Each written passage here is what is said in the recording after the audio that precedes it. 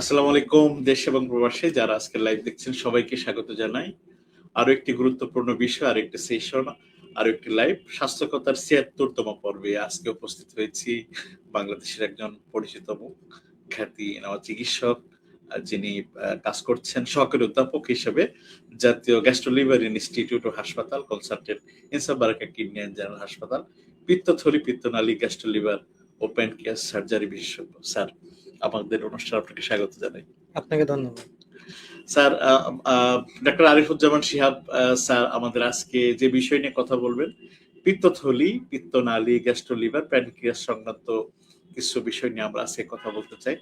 খুবই অল্প সময়, খুবই ছোট ছোট করে আমরা জানার চেষ্টা করব। আর আপনারা কে কোন জায়গা থেকে লাইভ দেখছেন আমাদেরকে জানাবেন। আর আপনাদের কোনো প্রশ্ন থাকলে অবশ্যই কমেন্ট সেকশনে লিখবেন, আমরা উত্তর দেওয়ার চেষ্টা করব। স্যার, আমরা প্রথমেই একটু যদি পিত্তথলি নিয়ে কথা বলতে চাই, মানুষের এই পিত্তথলিটা কি, পিত্তথলির প্রধান কাজ কি, এটা যদি স্যার একটু বলেন। আচ্ছা, খুবই গুরুত্বপূর্ণ একটা কোশ্চেন করেছেন।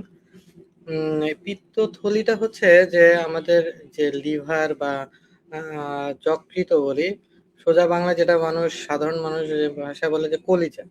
কলিজা থেকে ২ টা নালী নেমে আসে ডান দিক থেকে এবং বাম দিক থেকে, এবং এই নালীটার সাথে একটা থলির মতো একটা কানেকশন থাকে, যেটার নাম আমরা পিত্তথলি। সাধারণত গোলাকার একটা অঙ্গ।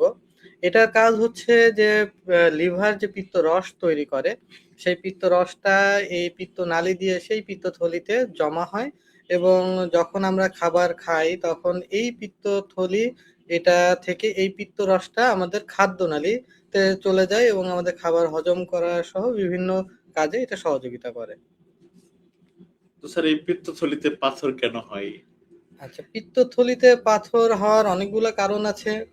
এর ভিতরে খুব কমন যে কারণ সেটা হচ্ছে যে যারা একটু তেল চর্বি জাতীয় খাবার বেশি খায়, এটা পিত্ত রসের মাধ্যমে লিভারে যায় এবং সেখান থেকে রসের মাধ্যমে বের হয়ে যায়।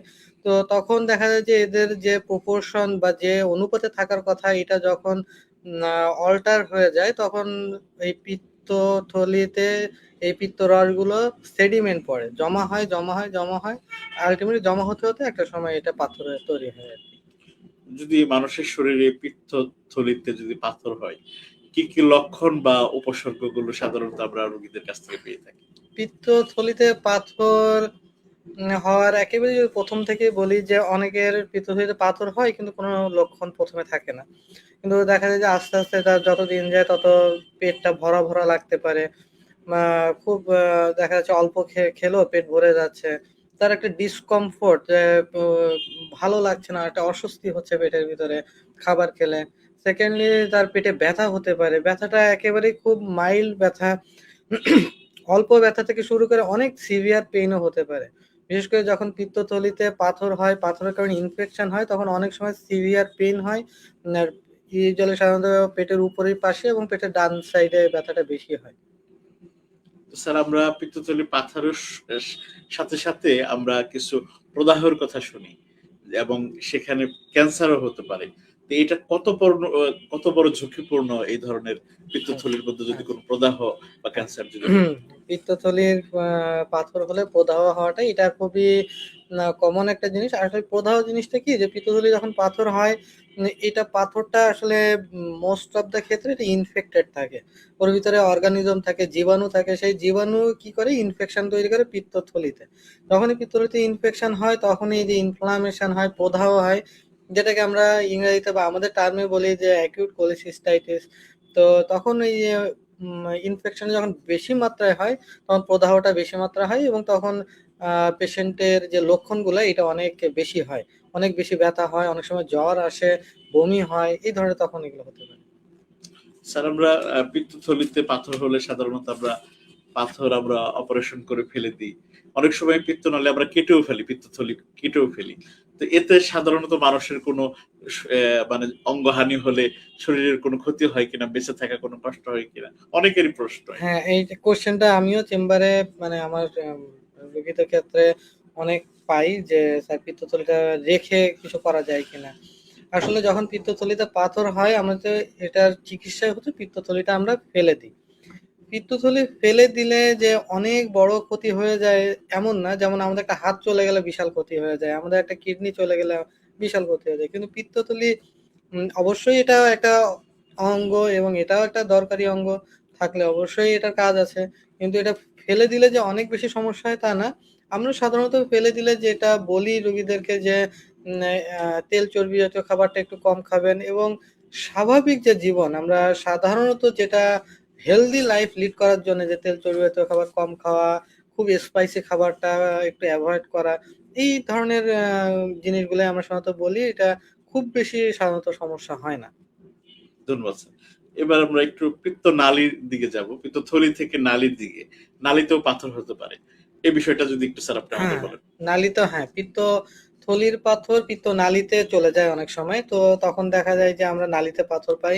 আবার নালীর ভিতরে নিজে থেকেও অনেক সময় পাথর তৈরি হতে পারে। সো পিত্তনালীতে পাথর আসলে ২ ভাবেই হয়। একটা পিত্তথলিতে পাথর হলো, এটা দেখা যাচ্ছে যে, যে রোগী তিনি আসলে খেয়াল করলেন না অথবা তিনি রেখে দিলেন। ওই পাথর যদি ছোট থাকে অনেক সময় দেখা যায় পিত্তথলিতে পিত্তনালীতে যায় এবং ওখানে যেয়ে আটকায় যায়। আর আবার অনেক সময় দেখা যায় যে পিত্তনালীতে নিজে থেকেই পাথর তৈরি হতে পারে এবং এটার কারণে যেটা হয় সেটা হচ্ছে যখনই পিত্তথলিতে পাথর পিত্তনালীতে পাথর হয়, পাথর যখন আটকায় যায় তখন দেখা যায় যে জন্ডিস বা পেটে ব্যথা, জ্বর এগুলো হতে পারে আরকি। তো স্যার আমরা এইটার সাথে একটা পরীক্ষার কথা শুনি, ইআরসিপি পরীক্ষা। ইআরসিপি কি এবং এই পরীক্ষা বা চিকিৎসা কেন কখন প্রয়োজন হয় স্যার, আচ্ছা, এটা যদি একটু বলেন। ইআরসিপিটা হচ্ছে হ্যাঁ, এটা পরীক্ষা আপনি ঠিকই বলেছেন। বাট এটা যখন তৈরি হয়েছিল তখন পরীক্ষা হিসেবে ইউজ হতো। বাট এখন এটা হচ্ছে ডায়াগনস্টিক মানে পরীক্ষা যতটুকু তার থেকে বেশি এখন থেরাপিউটিক। থেরাপিউটিক বলতে দেখা যায় যে পিত্ত তো নালীতে পাথর হয়েছে, ওটা ইআরসিপি এটা এক ধরনের এন্ডোস্কোপির মতো। যে আমরা এন্ডোস্কোপি যেভাবে করি মুখের ভিতরে একটা নল দিয়ে ক্যামেরা দিয়ে দেখি, ওটাও ইআরসিপিটাও ওরকম একটা নল দিয়ে ক্যামেরা দিয়ে দেখা হয় এবং সেটা আমার পিত্তনালী যেখানে ওই যে খাদ্যনালীর সাথে সংযোগস্থল, ওখান থেকে ক্যামেরা দিয়ে যেয়ে আমরা পাথরটা পিত্তনালীর ভিতর থেকে বের করে নিয়ে আসি। এইটা হচ্ছে যে ইআরসিপির মাধ্যমে আসলে এটা করা হয় আরকি। যা স্যার আমরা সময় কম, অন্যদিন আমরা শুনবো। স্যার একটু লিভারের দিকে যেতে চাই স্যার। গ্যাস্ট্রো লিভারের বড় একটা বিষয় হলো ফ্যাটি লিভার। ফ্যাটি লিভার রোগ কি এবং এটা নিয়ে কেন এত চিন্তার বিষয়?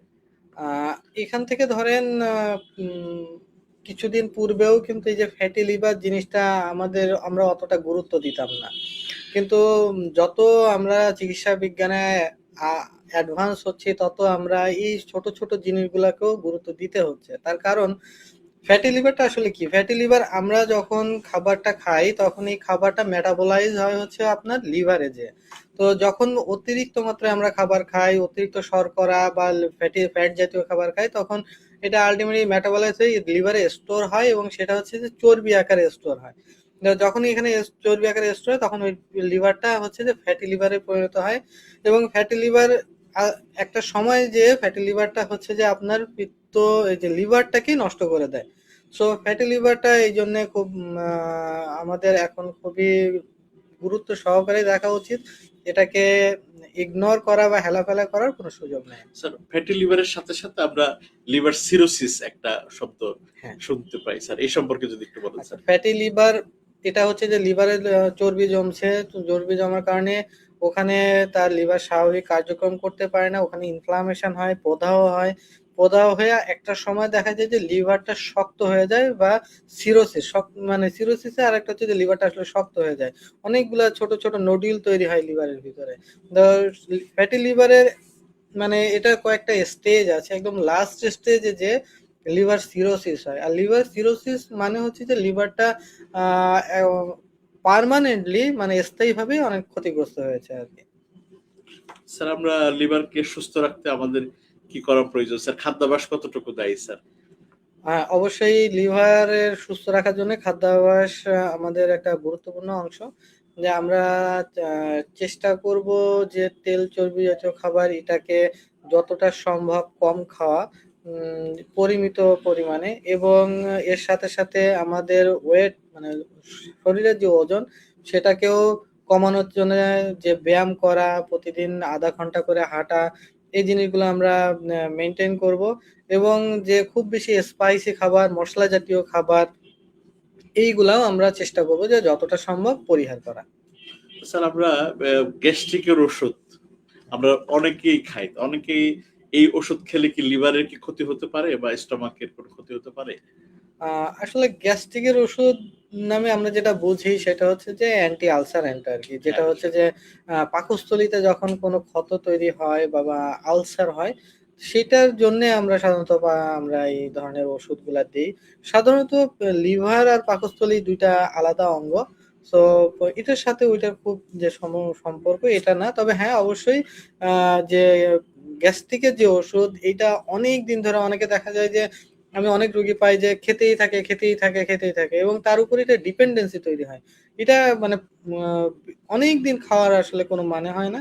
যখন আপনার প্রয়োজন হবে আপনি তখনই খাবেন। সেটা হচ্ছে খুব বেশি হলে আপনি লিভারকে স্যার ১ ক্ষতি মাস। করতে পারে কিনা? কিন্তু সাধারণত খুব বেশি যে এটার উপরে ক্ষতির অত ইফেক্ট নেই যদি আপনি অনেকদিন এটা না খান। স্যার আমরা একটু একদম শেষের বিষয় প্যানক্রিয়াস। প্যানক্রিয়াস নিয়ে কথা বলতে চাই।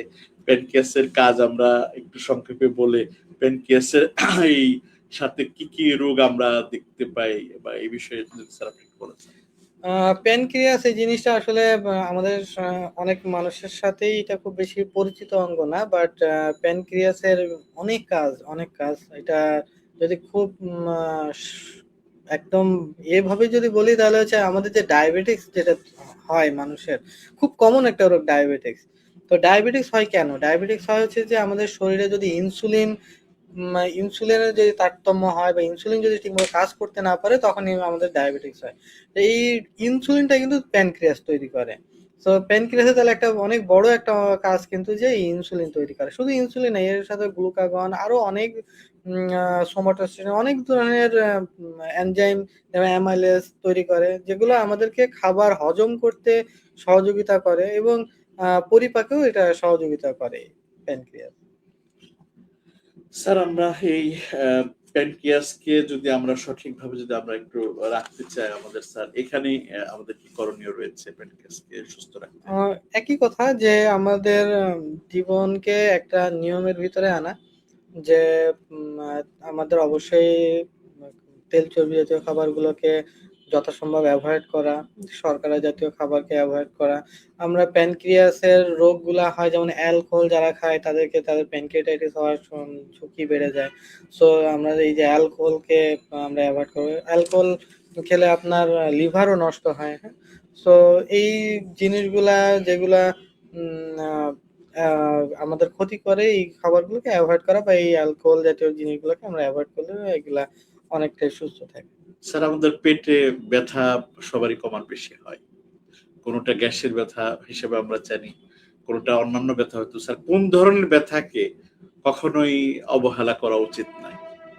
যদি একটু বলেন। আচ্ছা, পেটে দেখা যায় যে আমরা কিছু হলেই বলি যে গ্যাসের ব্যথা, মানে হ্যাঁ। খুব কমন একটা জিনিস, এবং আমার মনে হয় বাংলাদেশের আমরা যারা প্র্যাকটিস করি চেম্বারে রুগী দেখি তাদের কাছে এই কথাটা খুব খুব কমন, যে রুগী এসেই বলে যে গ্যাসের ব্যথা। তো সব ব্যথাকে আসলে গ্যাসের ব্যথা না, সব ব্যথাকে গ্যাসের ব্যথা বলে হালকাভাবে নেওয়ার কিছু নেই। আমি যেমন আমার রুগীগুলোকে আমি জিজ্ঞেস করি যে বাবা কি হয়েছে, যখন বলে গ্যাস হয়েছে আমি জিজ্ঞেস করি না আসলে আপনার কি সমস্যা। গ্যাস বলে আসলে কোনো টার্ম নাই যে আপনি গ্যাস হয়েছে। তো যে কোনো ব্যথাই আপনাকে গুরুত্ব সহকারে নিতে হবে, এবং প্রতিটা ব্যথার যে স্পেসিফিক কারণ সেগুলোকে আপনাকে খুঁজে বের করতে হবে এবং সেই অনুযায়ী তার চিকিৎসা নিতে হবে। স্যার আমরা যে আলোচনা করলাম এর মধ্যে একটা বিষয় সেটা হলো জন্ডিস। আমরা পিত্তথলি বা পিত্তনালী গ্যাস্ট্রোলিভারের একটা মানে নিয়মিত রোগ আর কি মানুষ পরিচিত। এই জন্ডিস যদি হঠাৎ করে কারো যদি জন্ডিসের উপসর্গ দেখা যায় তার কি করণীয় উচিত? আচ্ছা, জন্ডিস আসলে অনেকগুলো কারণে হতে পারে। আমরা যে মেডিকেলের ২ ধরনের জন্ডিসের কথা বলি, যে একটা মেডিকেল জন্ডিস, একটা সার্জিক্যাল জন্ডিস। মেডিকেল জন্ডিসের অনেকগুলো আবার কারণ আছে, যে লিভারের কারণ, লিভারের কজ, হ্যাঁ? যেমন হেপাটাইটিস, ওটা অনেক সময় ভাইরাল হেপাটাইটিসের কারণে জন্ডিস হয়। হুম? তারপরে আরো অনেক ধরনের কারণ আছে। হেমোলাইটিক অ্যানিমিয়া হলে অনেক সময় জন্ডিস হয়। তো এইগুলো হচ্ছে মেডিকেল কজ। আর সার্জিক্যাল কারণ যেটা হচ্ছে যে আপনার অনেক সময় যে পিত্তনালীতে পাথর হয়ে পিত্তনালী ব্লক হলে জন্ডিস হয়, আপনার পিত্তনালীতে ক্যান্সার হলে জন্ডিস হয়। তো এই ধরনের যে কারণগুলো আছে, এই অনেকগুলো কারণ আছে, এই কারণগুলা কে অবশ্যই আমাদেরকে সেইভাবে ফাইন্ড আউট করতে হবে এবং সে অনুযায়ী চিকিৎসা করতে হবে। স্যার আমরা অনলাইনে কমেন্টস দেখছি, একজন কমেন্টস করেছেন, অনেক সুন্দর তথ্য দেওয়ার জন্য ধন্যবাদ। ইমরান হোসেন লিখছেন, স্যার পিত্তথলির অপারেশনের খরচ কেমন, এই বিভিন্ন বিষয় নিয়ে স্যার আমরা রোগ নিয়ে এতক্ষণ আলোচনা করলাম। শেষ আলোচনা আপনার কাছ থেকে শুনবো, যদি আপনি এক এক করে পিত্তথলি, পিত্তনালী, গ্যাস্ট্রোলিভার, প্যানক্রিয়াসের যে চিকিৎসা পরীক্ষা নিরীক্ষা হয় এই বিষয়ে যদি একটু আপনি ধারণা দেন আজকে শেষের দিকে। আচ্ছা, আমরা এখন বাংলাদেশে হেপাটোবিলিয়ারি সার্জারি যে আমি যে সার্জারির চিকিৎসক, হেপাটোবিলিয়ারি সার্জারিটা এখান থেকে হয়তো 15 বছর আগেও এতটা পরিচিত ছিল না। আমরা এই ধরনের রোগের নিয়ে আমরা সাধারণত বাংলাদেশের বাইরে অন্য কোনো দেশে চিকিৎসা করতে যেতাম। বাট লাস্ট 10 থেকে 15 বছর আমরা এই সাবজেক্টটা নিয়ে কাজ করছি। আমার মতো আরো অনেকে এই সাবজেক্টে আছেন। সো আমরা চেষ্টা করছি এই সাবজেক্টটা ডেভেলপ করা এবং আমরা অনেক দূর পর্যন্ত আমরা এগিয়ে গিয়েছি। এখন হেপাটোবিলিয়ারি সার্জারি যে পিত্তথলি, পিত্তনালী, লিভার বা প্যানক্রিয়াস এগুলার বেশিরভাগ অপারেশনই আমাদের বাংলাদেশে এখন হচ্ছে। আমরা শুধুমাত্র লিভার প্রতিস্থাপন বা লিভার ট্রান্সপ্লান্ট সেটা হয়তো বাংলাদেশে এখনো নিয়মিত আমরা চালু করতে পারিনি। দুই একটা এখানে সেখানে হচ্ছে, মানে যেমন বিএমইউ যেটা বাংলাদেশ মেডিকেল ইউনিভার্সিটিতে হয়েছে, বারডেমে হয়েছে। সো ইন ভবিষ্যতে হয়তো ন্যাশনাল গ্যাস্ট্রো ইনস্টিটিউটও হবে। তো এই লিভার প্রতিস্থাপনটা শুধু আমরা এখনো রেগুলারলি করতে পারি নাই, বাট এছাড়া হেপাটোবিলিয়ারি সার্জারি লিভারের বা অন্য যেসব সাবজেক্ট আছে, অন্য যেসব অপারেশন আছে, আমরা বাংলাদেশে আমরা সবগুলো অপারেশনই সফলতার সাথে করছি।